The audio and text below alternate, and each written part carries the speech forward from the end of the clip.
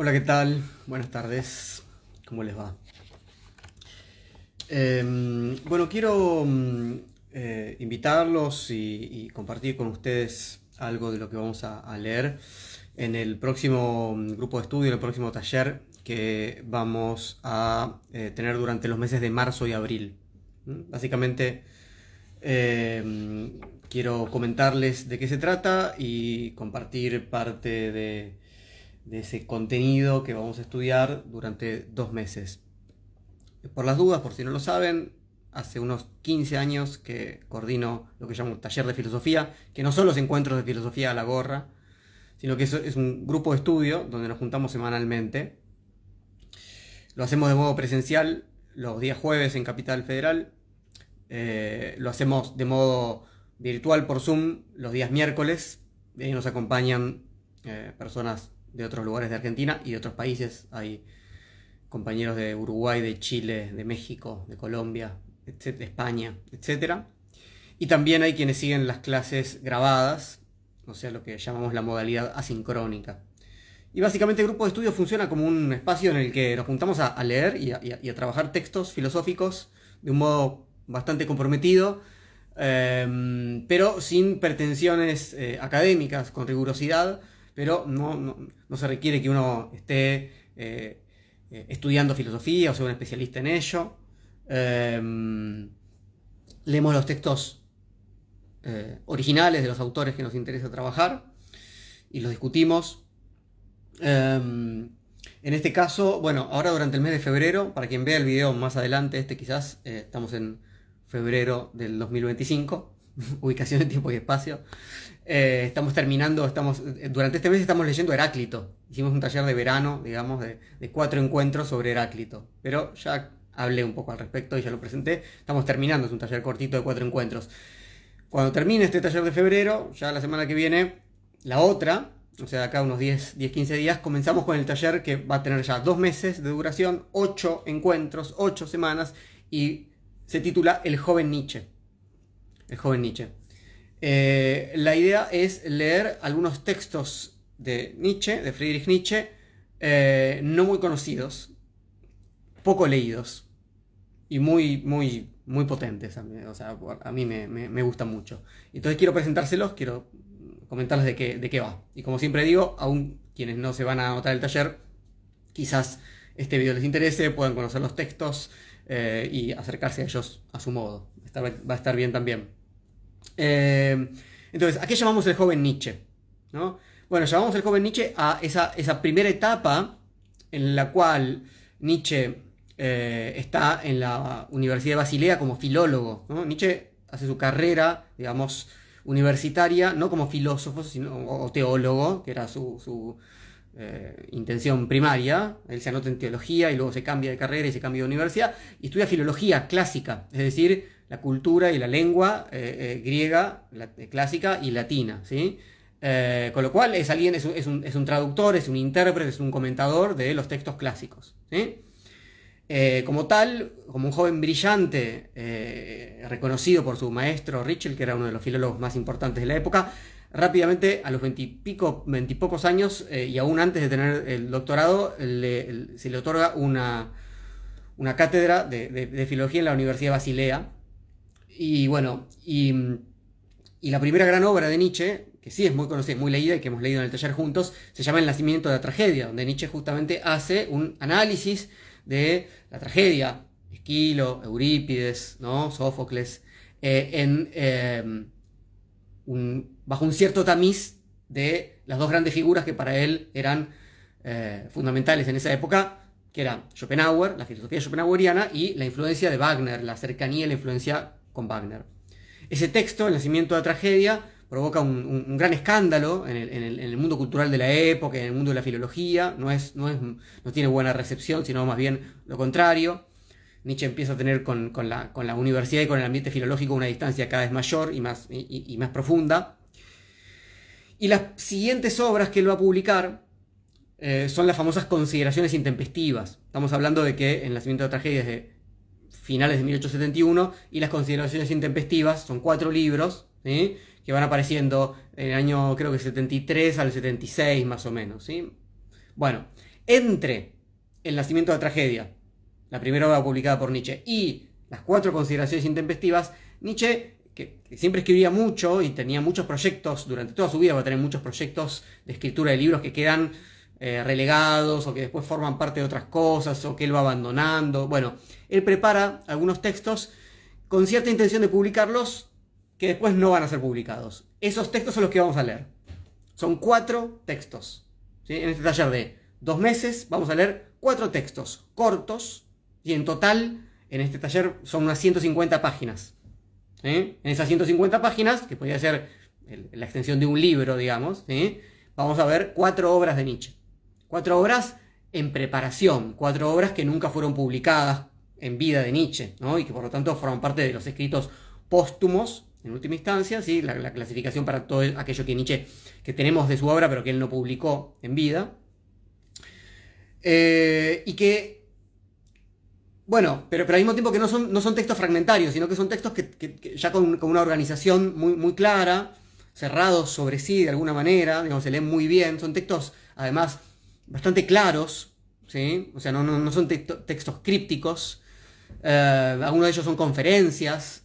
Ahora vamos a ir presentándolos. Entonces, el joven Nietzsche, justamente entonces se trata de un acercamiento a estos textos del año 1872 y 1873, de la época en la que Nietzsche está en la Universidad de Basilea como profesor. Ya publicó El nacimiento de la tragedia, y todavía no publicó Las consideraciones intempestivas. Todavía sigue siendo amigo de Wagner, ¿no? Es una época romántica, digamos, de Nietzsche, ¿sí? Pero se empiezan a ver acá, en estos textos que vamos a trabajar juntos, ciertas características del Nietzsche filósofo que para quienes, a ver, vamos a decir esto, para quienes ya conocen algunos aspectos de la obra de Nietzsche, de la obra madura de Nietzsche, digamos, el Zaratustra, más allá del bien y el mal, la genealogía y la moral, etc., leer estos textos es unos hallazgos, una joya, porque en general son poco leídos, y hay muchas cosas de ahí que ya se ven. Para quienes no conozcan la obra de Nietzsche, para mí es un muy buen comienzo, ¿no? Porque justamente de un modo que todavía no da cuenta de esos conceptos que van a aparecer más adelante, ¿no? El superhombre, la transvaloración de todos los valores, el eterno retorno. Claro que todo eso no está en estos textos, ¿sí? Pero sí está las preocupaciones nietzscheanas fundamentales que atraviesan toda su obra, ¿sí? Es decir, ¿cuáles son? Bueno, fundamentalmente son preocupaciones que habría que llamar culturales, son preocupaciones por la educación, son preocupaciones por el conocimiento, son preocupaciones que hacen a un profesor universitario, pero que es algo mucho más que un profesor universitario, es alguien que se preocupa por la cultura, ¿sí? De Alemania en esa época, ¿sí? Por la cultura alemana, que se preocupa por el arte, que se preocupa por el conocimiento, que se preocupa por el problema de la verdad. Y por lo tanto, alguien que está desplegando problemas en última instancia que son, digamos, que pasan del campo, entre el campo educativo, ¿no? Vamos a leer mucho, ¿no? en este taller sobre preocupaciones educativas, ahora les presento esto, hacia el campo propiamente filosófico, propiamente epistemológico, la pregunta por la capacidad finalmente de conocer y de qué manera, por el problema de la verdad, por el problema del lenguaje, bueno, pequeñas joyitas del comienzo de la obra nietzscheana. El primero de los 4 textos que vamos a leer se titula, esto hay que decirlo, existen, como estos textos finalmente no se publicaron como libros en la vida de Nietzsche, después sí fueron publicados a veces de modo separado, pero nosotros vamos a leerlos de esta edición de las obras completas de Nietzsche, editorial Tecnos, en español, que tienen muchas otras cosas, pero dentro de esos, unas de estas 1000 páginas que tienen esto, 1000 páginas de este primer volumen, 150 solamente son las que vamos a leer, ¿sí? Acá muestro el libro, Escrito de juventud, como ven. El dibujo este Nietzsche con ese bigote tupido no es de esa época, evidentemente.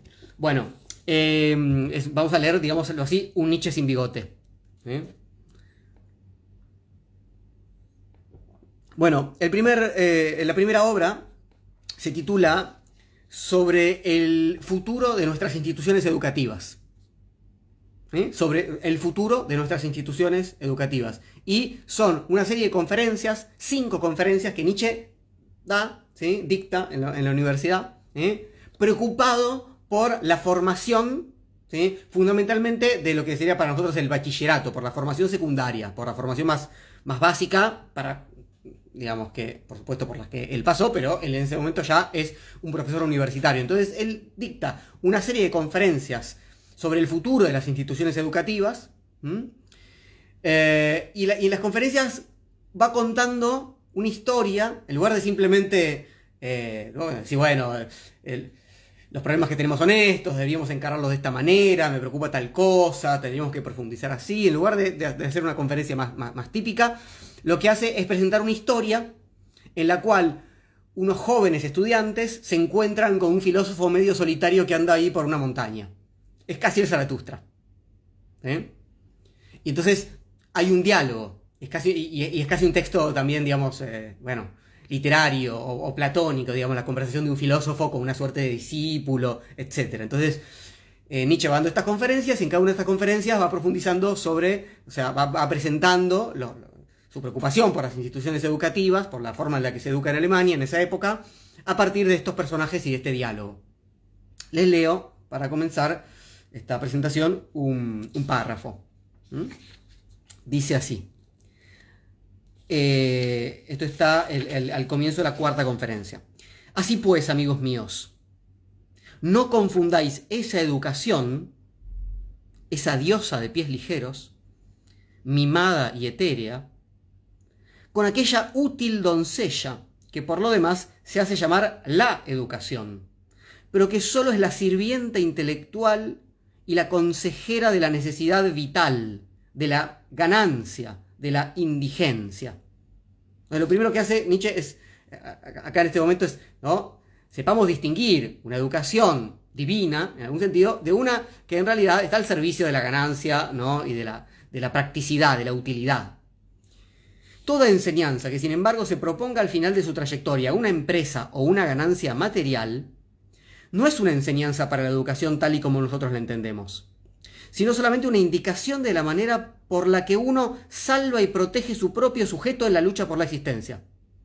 Vean qué actual que es esto. Siempre es muy impresionante leerlo a Nietzsche en este punto. Está diciendo, bueno, la educación que nos invita a ser exitosos en un campo determinado, que nos permite ganar dinero, que nos permite... Bueno, eso, ¿sí?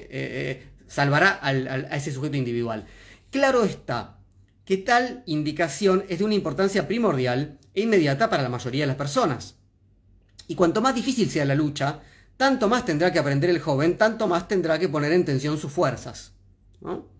Ahora bien, que no crea nadie que las instituciones que le alientan y capacitan para esa lucha pueden ser consideradas, en el más recto de los sentidos, instituciones educativas. Y claro, uno puede formarse para, ¿no?, ser exitoso en la competencia individual, en el mercado, ¿no?, o para ser un burócrata estatal, etc. ¿Sí? Para ingresar en una suerte de carrera exitosa. Pero eso no es la educación como la queremos pensar. Dice, son instituciones con vistas a la superación de las necesidades vitales, por mucho que prometan formar a funcionarios, a comerciantes, a oficiales, a mayoristas, a agricultores, a médicos o a técnicos.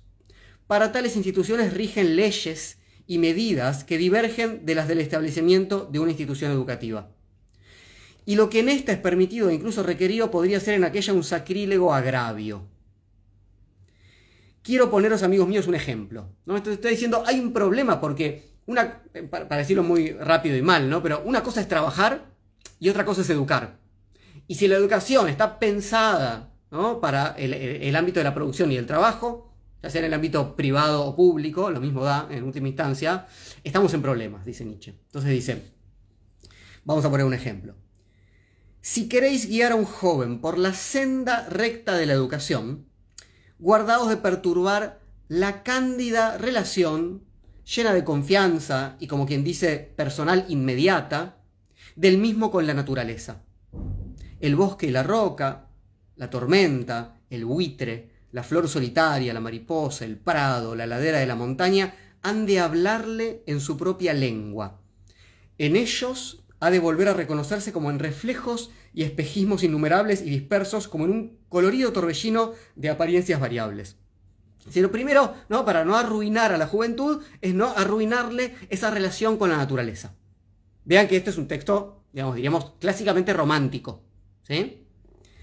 Sentirá así de manera inconsciente, dice Nietzsche, la unidad metafísica de todas las cosas en la gran metáfora de la naturaleza y reposará a la vez en su persistencia y necesidad eternas.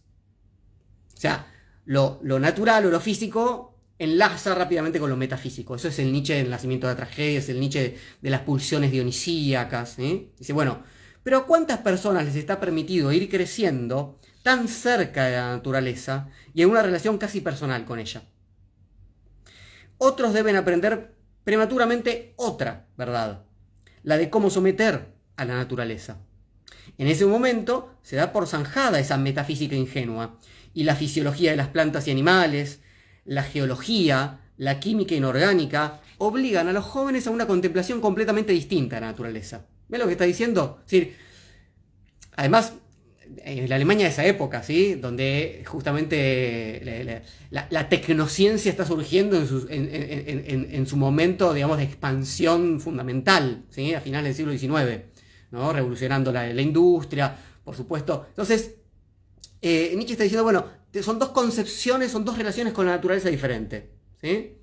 Una metafísico-romántica, digamos, ¿no? Pulsional, etc. La otra, ¿sí? Utilitaria, ¿sí? Tecnocientífica, etc. Dice, lo que se ha perdido con este nuevo modo de contemplación impuesto no es una fantasmagoría poética, sino la comprensión instintiva, otra vez pulsional, verdadera y única de la naturaleza, en cuyo lugar se ha introducido un cálculo que vence a la naturaleza por la astucia. Esta es la crítica que vamos a encontrar también, por ejemplo, luego en la escuela de Frankfurt, ¿no? La idea en dialéctica de la ilustración de Adorno y Horkheimer, ¿sí? Es decir, el dominio, como decíamos, tecno-racional de la naturaleza.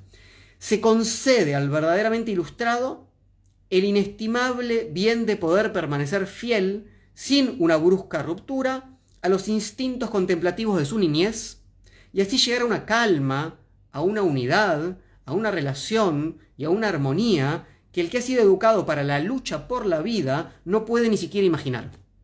Bueno, todo esto es solamente un párrafo, ¿sí?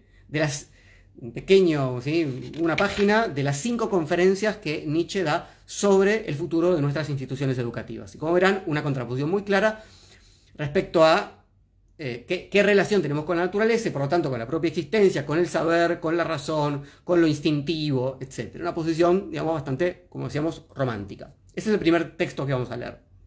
Vamos a trabajarlo durante un par de semanas. Después vamos a pasar a una obra más corta, titulada, de hecho hay ediciones separadas, ¿no? De esta obra que se llama 5 prólogos para 5 libros no escritos. Que, como me gusta decir a mí, es un título borgiano. ¿Sí? Hay prólogos, pero los libros no están. Es Borges. ¿Sí? Bueno, Borges era gran lector de Nietzsche. Lo vamos a leer de la misma edición de Tecnos, ¿no? Pero les quería mostrar que existen otras ediciones. ¿Sí? Bueno, en 5 prólogos para 5 libros no escritos es un librito, justamente, donde Nietzsche junta 5 textos bastante heterogéneos de alguna manera. Hace una especie de edición artesanal y se lo regala para Navidad a Cosima Wagner, la mujer de Wagner, de la cual él era amigo, ¿no? Era amigo, digamos, del matrimonio Wagner. Los textos ahí son preciosos, y yo elegí para leerles el prólogo que él haría al libro sobre, ¿no? Que tiene que ver con la educación, ¿no? y que se asocia a las conferencias. Pero después hay otros prólogos asociados a la figura de Heráclito, a la comparación del Estado moderno alemán con el Estado griego, al lugar que ocupaba Homero, a la relación con la cultura Schopenhauer. Bueno, son varios textos, ¿sí? Son 5 textos. Les quiero leer un parrafito de uno de ellos. Es un momento precioso. Dice así: este libro está destinado a lectores tranquilos, a hombres que todavía no han sido arrastrados por la vertiginosa prisa de nuestra agitada era, y no sienten aún un placer idólatra cuando se echan bajo sus ruedas, es decir, a pocos hombres. Estos no se han acostumbrado todavía a establecer el valor de cada cosa según el ahorro o el despilfarro de tiempo. Estos tienen todavía tiempo. Les sigue estando permitido, sin reprocharse nada, seleccionar y reunir las mejores horas de la jornada y sus momentos más fecundos y vigorosos para reflexionar sobre el futuro de nuestra educación. ¿Ven? Que es el prólogo para el futuro de la educación. Dice, esto es un lujo. La gente que está apurada no puede pensar sobre el futuro de la educación, ¿no? Está apurada por ganar la batalla, ¿no?, de la competitividad, diríamos hoy en día. Estos pueden permitirse creer que han llegado hasta la noche de una manera aprovechable y digna, a saber, en la meditatio generis futuri, meditación sobre el género futuro. ¿No? O sea, aprovecharon el día meditando sobre, ¿no?, qué va a pasar con tal situación, en este caso la educación. Un hombre así, que no cree que pierda el tiempo meditando sobre estas cosas, todavía no ha olvidado pensar mientras lee. Todavía comprende el secreto de leer entre líneas. Más aún, es de una naturaleza tan pródiga que reflexiona incluso sobre lo leído, quizás mucho tiempo después de haber dejado el libro. Es una lectura en otra temporalidad. Y sin duda, no para escribir una reseña u otro libro, sino simplemente por reflexionar. Frívolo derrochador. Él, que es lo bastante tranquilo y despreocupado, como para emprender un largo camino con el autor, camino cuyas metas solo una generación bien tardía verá con claridad. Si el lector, por el contrario, reaccionase con fuerza y saltase de inmediato a los hechos, si quisiese cosechar los frutos del momento por los que estirpes enteras apenas quisieron luchar, entonces habremos de temernos que no entendió al autor. Entonces dice, yo no quiero lectores que estén preguntando, entonces, ¿qué hacemos? ¿No? Como hoy en día, digamos, el típico lector reactivo, el lector de redes sociales, el lector en general, cualquiera que se enfrenta sobre todo a una idea nueva, ¿vieron la reacción? Bueno, entonces alguien presenta, por ejemplo, Nietzsche presenta una concepción crítica de la educación alemana, por eso quiere pensar el futuro, ¿no?, en otro sentido de esa educación. Y en general, cuando las críticas son buenas, ¿no?, la recepción dice, bueno, entonces, ¿cuáles son los 5 pasos? ¿Cuál es tu propuesta? ¿Sí? ¿Cuáles son las consecuencias que directamente...? Y Nietzsche dice, bueno, esa gente no me interesa, ¿sí? No le hablo a ellos, no son los oídos. Esto es también muy Zaratustra, ¿sí? Lo que hay que hacer acá es digerir, no apresurarse, ¿sí?, a sacar conclusiones rápidas, y esto tiene que generar efectos en temporalidades que no necesariamente son las de el aquí, ahora, los resultados mensurables, etcétera, etcétera. Tiene que haber una capacidad de derroche, tiene que haber una capacidad, digamos, aristocrática en esta lectura, en esta meditación sobre el futuro.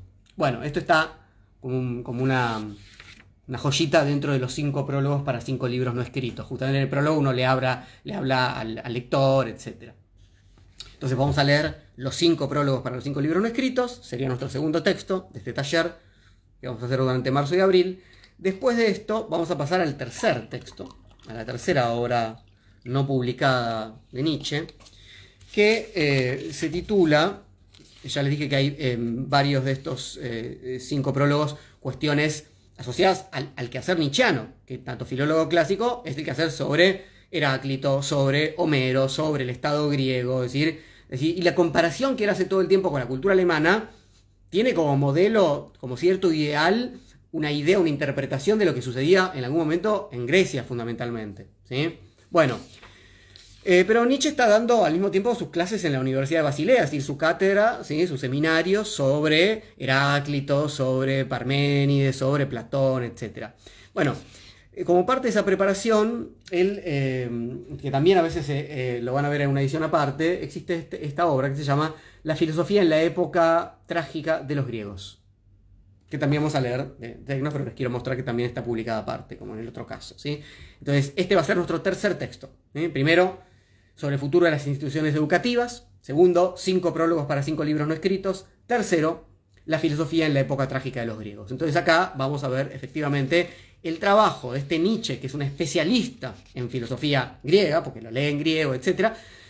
Y su particular interpretación, ¿sí?, que no es cualquiera, y cosa que ya nos dejó en claro con su interpretación de la tragedia, el nacimiento de la tragedia, ¿no? De acá, entonces, quiero leerles algo que él dice sobre la particularidad, la especificidad de la filosofía griega, en tanto además es, como se suele decir, el origen de la filosofía en Occidente, y una cierta comparación que hace con Oriente. Es bien interesante. Quiero leer, es una página y media, son 2 párrafos que les voy a leer, ¿sí? Dice así: los griegos han sabido comenzar a filosofar a su debido tiempo, y nos han enseñado con una claridad que ningún otro pueblo ha igualado cuándo se tiene que comenzar a filosofar. ¿Vieron? ¿Cuál es el problema? ¿Cuándo hay que empezar la filosofía? Es decir, ¿cuál es la disposición afectiva, diría prácticamente, que nos tiene que llevar a la filosofía? No ciertamente en la adversidad, dice Nietzsche. Algo que creen algunos, los que derivan la filosofía del mal humor. Es decir, bueno, estoy muy angustiado, ¿no? Estamos en un momento de decadencia del pueblo griego, supongamos, y entonces eso nos llevaría a filosofar. Dice, no. Sino en la época feliz. Esto es maravilloso. Nietzsche dice, la filosofía tiene que ser producto de la felicidad, del mediodía de un pueblo. En una pubertad madura, dice, brotando de la fogosa alegría de una victoriosa y valiente edad viril. El hecho de que los griegos hayan filosofado en esta época nos ilustra tanto sobre lo que es y debe ser la filosofía, como sobre los mismos griegos.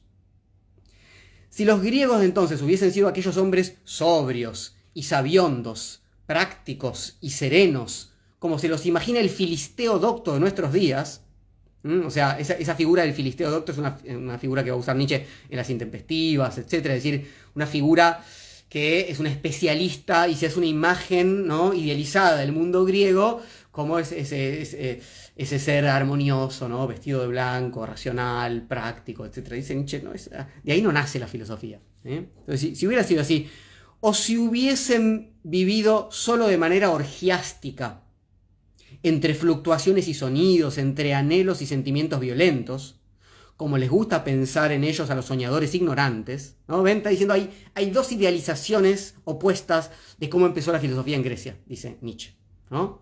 Bueno, dice, entonces la fuente de la filosofía no habría brotado en Grecia. Si brotó en Grecia es porque no eran de ninguna de estas dos maneras. Como mucho habría dado lugar a un pequeño arroyo, que pronto es absorbido por la arena o se evapora en el aire, pero jamás a ese río caudaloso que discurre con un espléndido oleaje y que nosotros conocemos con el nombre de filosofía griega. Entonces, dos párrafos quería leerles acá. El primero es este, dice, bueno, ¿desde qué posición vital nace la filosofía griega? Bueno, no en el momento de la debilidad, no en el momento del resentimiento, no en el momento del mal humor, en el momento de una vitalidad feliz que implica una afirmación, pero eso no forma parte ni de un ideal de vida sobria y elegante, digamos, ni tampoco de una especie de cosa orgiástica, dionisíaca y descontrolada. En Grecia apareció otra cosa. Vamos al segundo párrafo, dice, sin duda, se ha hecho hincapié en todo lo que los griegos pudieron aprender y encontrar en los países extranjeros de Oriente, y en todas las cosas que ellos realmente han sacado de allí. Se produjo un espectáculo sorprendente, cuando se reunió a los presuntos maestros del Oriente y a los posibles discípulos de Grecia. Y ahora se exhibía a Zoroastro junto a Heráclito. Zoroastro es Zaratustra, pero es una figura persa. A los hindúes junto a los eléatas. A los egipcios junto a Empédocles. O incluso se colocó a Anaxágoras entre los judíos y a Pitágoras entre los chinos. Está diciendo, bueno, todas las herencias que en algún sentido conformaron el pensamiento griego. En concreto, dice Nietzsche, no es mucho lo que se ha conseguido, ¿no?, cuando se intentó esta lectura.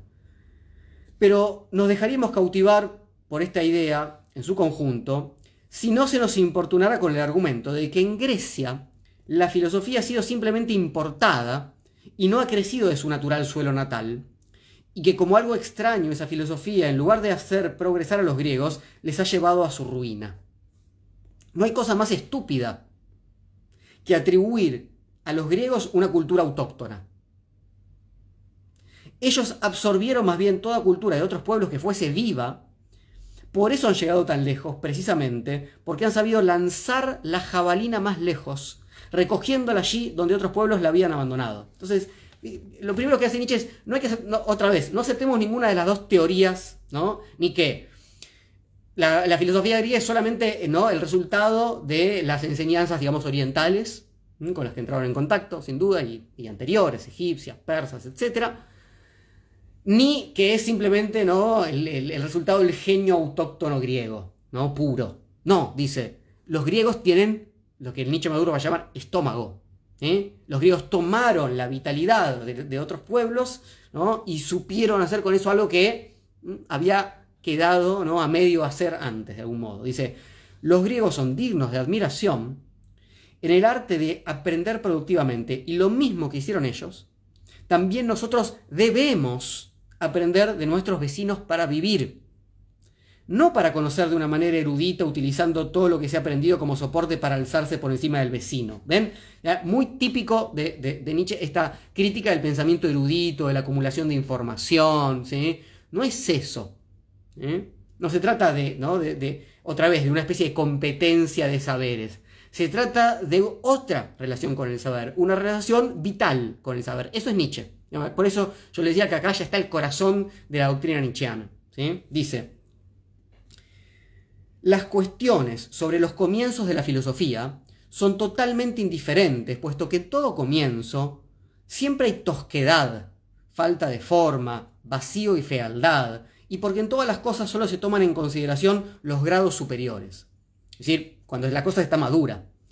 Aquellos que prefieren ocuparse de la filosofía egipcia o persa en lugar de la filosofía griega, porque estas quizás son más originales, dice Nietzsche, y en todo caso más antiguas, se comportan con el mismo desatino que aquellos que respecto de la mitología griega, tan espléndida y profunda, no pueden estar tranquilos hasta que no la han reducido a trivialidades físicas, al sol, al rayo, a las tempestades y a la niebla, considerándolas su primitivo origen, y como los que, por ejemplo, en la limitada adoración de la bóveda celeste, de los honrados indogermanos, creyeron haber encontrado una forma más pura de religión que la politeísta de los griegos. ¿Ven? Esa cosa es, bueno, encontremos el origen porque eso sería más puro. Dice Nietzsche, acá no se, esto también es el Nietzsche maduro. ¿Sí? Esto es lo que estudia Foucault cuando trabaja, ¿no?, Nietzsche, la genealogía, la historia, esa conferencia preciosa de Foucault, ¿sí? La diferencia entre el origen y la emergencia, ¿sí? Bueno, acá hay algo muy, muy similar. O sea, no se trata de decir esto depende de esto y por lo tanto en el origen encontramos. No, se trata de ver cómo algo madura. O sea, lo que él está diciendo es la filosofía griega. La mitología griega es la maduración, evidentemente, ¿no?, de líneas, de vectores, de arroyos que los preceden y que son externos, ¿no?, extranjeros, etcétera. Pero madura algo, ¿sí?, que no lo comprendemos simplemente yendo al origen. Es una forma nueva de vida. Es una forma nueva de pensamiento. Entonces dice, el camino hacia los orígenes nos lleva siempre a la barbarie.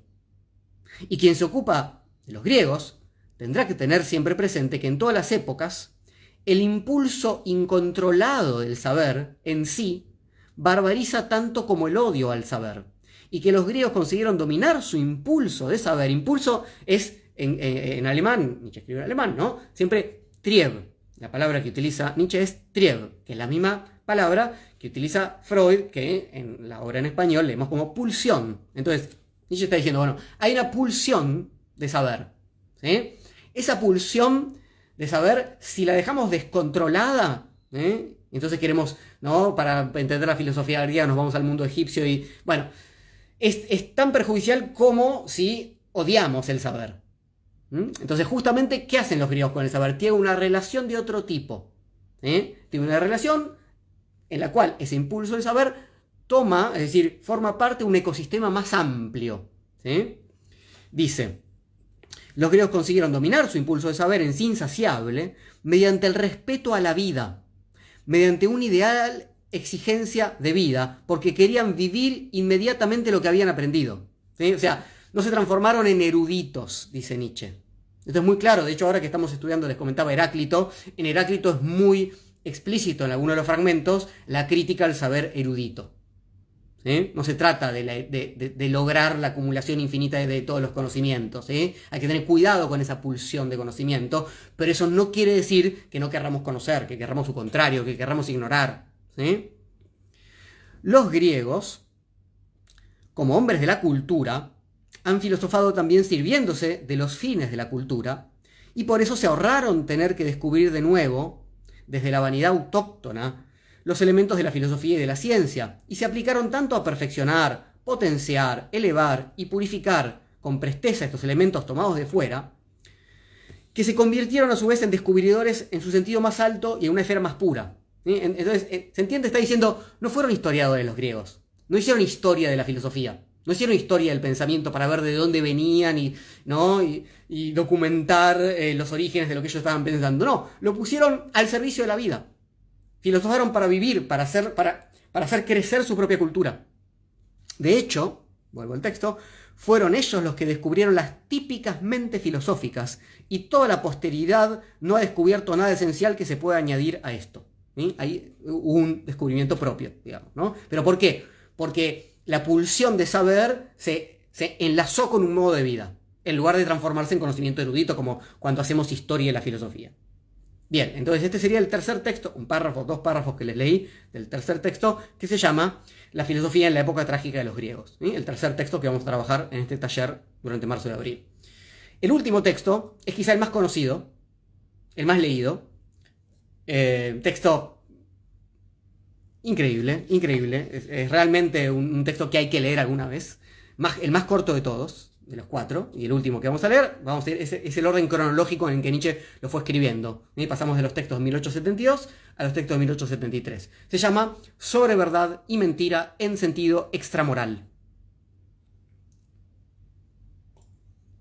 Seguramente si no habían oído hablar de las otras obras que dejó ahí medio inconclusas Nietzsche, ¿sí? Las conferencias sobre el futuro de las instituciones educativas, los 5 prólogos para 5 libros no escritos, la filosofía en la época trágica de los griegos, quizás sí habían oído hablar sobre verdad y mentira en sentido extramoral. De hecho es un texto que, bueno, ahora yo doy clase en el ciclo básico de la Universidad de Buenos Aires, a los estudiantes muchas veces les hemos dado esos textos, ¿no? Este texto es un texto precioso, precioso, que es muy coherente, digamos, las cosas, si bien este texto no hace referencia a los griegos directamente, ¿sí? Pero el problema sigue siendo el mismo. Digamos, ¿qué hacemos con el saber? ¿Qué hacemos con el saber? Es el problema que atraviesa un poco todo esto que vamos a trabajar. ¿Qué hacemos con el saber que en la época de Nietzsche, qué es el saber en la época de Nietzsche, en el siglo XIX? Es el saber positivista, ¿sí? Digamos, es la ciencia positiva, ¿sí? La que organiza el estándar, ¿no? En relación a qué implica conocer, qué implica saber, acumular conocimiento, qué relación entre el conocimiento, la educación, la cultura, la economía, ¿sí? O sea, bueno, contra esa concepción, ¿sí? Y contra cierta, digamos, cierto esquematismo, ¿sí? Que la ciencia positivista tiene, Nietzsche propone acá un texto que además es uno de los textos que inauguran de algún modo una preocupación por el lenguaje. Recordemos que Nietzsche es un filólogo, es decir, que su relación con el lenguaje es piel y hueso, ¿sí? Nietzsche, en tanto filólogo, ¿sí? Conoce la vitalidad que una lengua tiene, de que una lengua muerta tiene, ¿no? Por ejemplo, como la griega o ¿no? Como el latín, y por supuesto el alemán, etc. Entonces, es un gran texto de filosofía del lenguaje, sobre verdad y mentira en sentido extramoral. Inaugura algo que después, un cierto gesto que va a ser muy explícito en Freud, del cual también yo he hablado en varias ocasiones, que es, digamos, una herida narcisista a la posición, ¿no? Antropocéntrica del hombre. Es una gran crítica epistemológica al modo en el que, decíamos, operan las ciencias modernas. Y trabaja sobre qué es un concepto. Si enlaza perfectamente, por ejemplo, para quienes bueno, el problema del concepto atraviesa desde Sócrates hasta Deleuze toda la historia de la filosofía. En Hegel también, ¿no? Digamos, pusimos 3 puntos ahí, digamos, Sócrates, Hegel, Deleuze, Nietzsche. Porque la filosofía se ocuparía, ¿sí? De conceptualizar. Bueno, acá tenemos un gran texto sobre qué es un concepto.